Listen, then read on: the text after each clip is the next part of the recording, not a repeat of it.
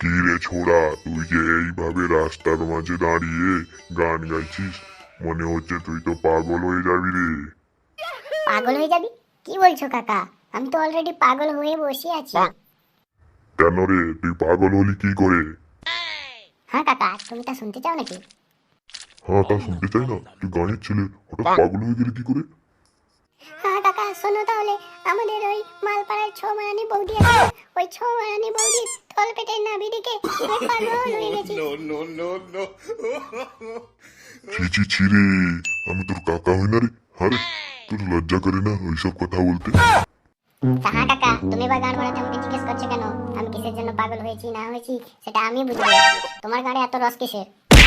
আমার অন্যায় হয়ে গেছে বাপ, তুই আমাকে ক্ষমা করে দে। এই দেখ, তোর বললো আমি ক্ষমা চাইছি, ক্ষমা করে দে বাপ। কাকা, আমার হাত ভীষণ চুলকাচ্ছে। আমার চোখের সামনে থেকে পালাও বলে দিচ্ছি, না হলে মেরে গাঁড় ভেঙে দেবো, দেখে নিস। না রে বাপ, তোকে আমার গাঁড় ভাঙতে হবে না রে, আমি এক্ষুনি চলে যাচ্ছি। বাপরে, কোন মাল দিয়ে তৈরি এরা, এদের সাথে না কথা বলাই ভালো। গাঁড় মারে গা, দেখলি গা। আমার এখান থেকে পালিয়ে যাওয়াই ভালো। বুড়ো বয়সের রসের চুপচুপান গান বানাতে শুনতে চলে এসে পাগল হলে কি করে? সালা কাকি বুড়ি কাকার রস মেলা তাই এই বয়সের রদ উতরে পড়েছে। ধান খাড়া করে চলে এসেছে, পাগল হলে কি করে?